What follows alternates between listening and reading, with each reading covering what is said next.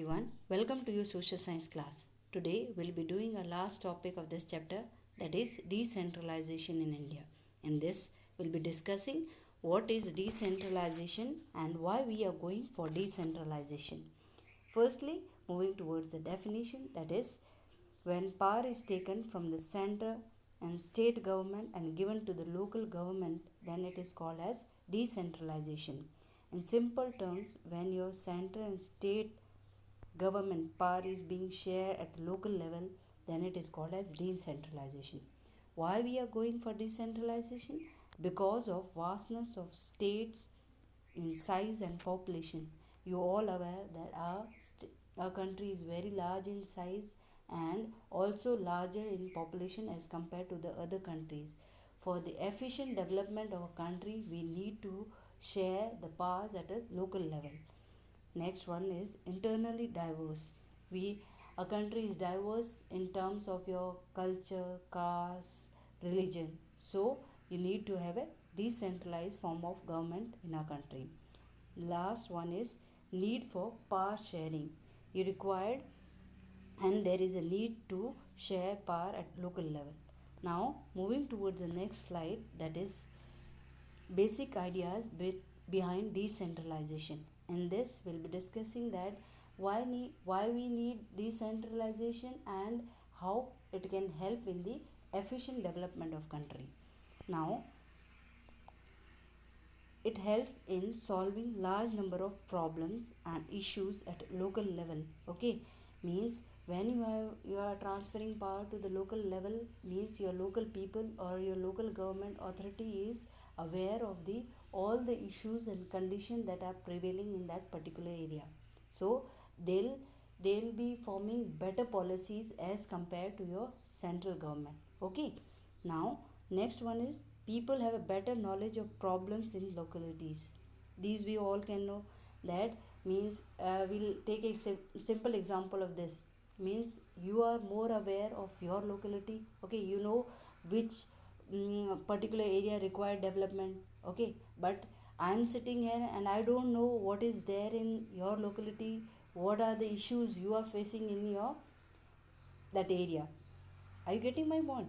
Okay, now next one is better ideas on where to spend money and how to manage things efficiently. Okay, when you are giving power to the local authority, then local authority or local government is going to look into the areas and will be looking for the areas that required investment. Okay, whether your agriculture sector required investment or you need to set up a plan in particular region, so your local government is going to be provide information regarding that to your central government, and according the central government is going to invest the amount of money in that particular area.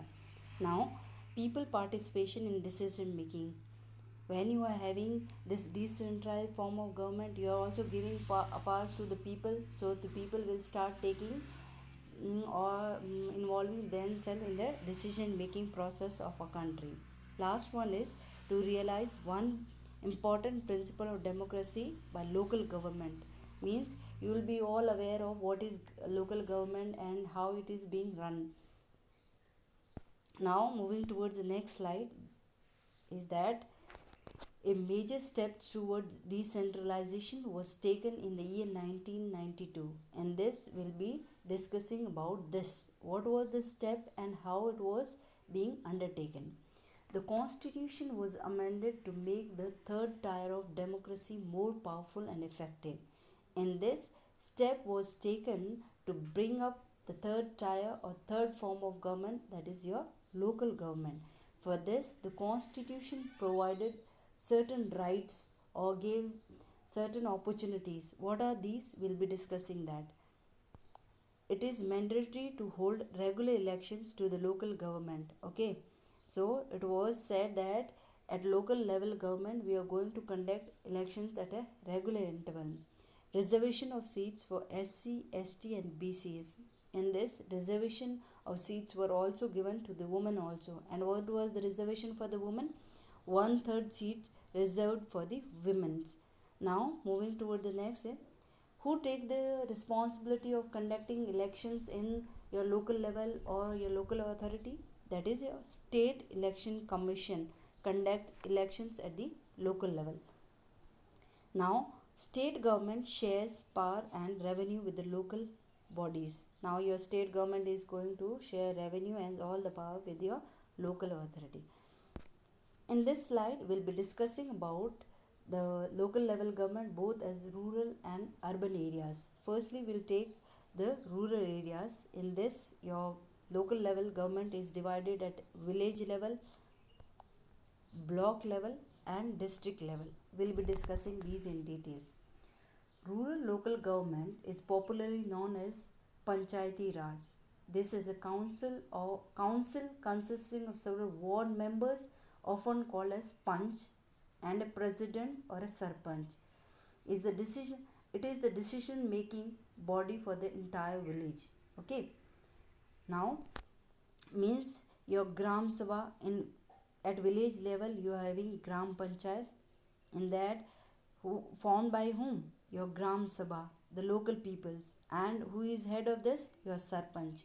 When 2 or 3 Gram Panchayats join together, they'll form what? Panchayat Samiti. Okay. At block level, you'll be having Panchayat Samiti. When in district, 3-4 Panchayat Samitis join together and they'll be forming what? Jila Parishad at district level. In this Samiti is elected by whom? Elected by the Panchayat members. And who is the head here? Here, BDO is head. And at district level, you are having Jila Parishad and formed by the elected members and have members of Lok Sabha and MLAs of the district. Are you getting my point? Now, who is the head here? Your Jila chairperson. I hope everything is clear. Now, moving towards the next level, that is local level in urban areas. In urban areas, also you are having 2 form of local government. One in towns and other one is big cities. In towns, you are having municipalities, and your municipality work is undertaken by municipal chairperson is the head here. Now, talking about the municipal corporations, who is the head in this? Your mayor is the head.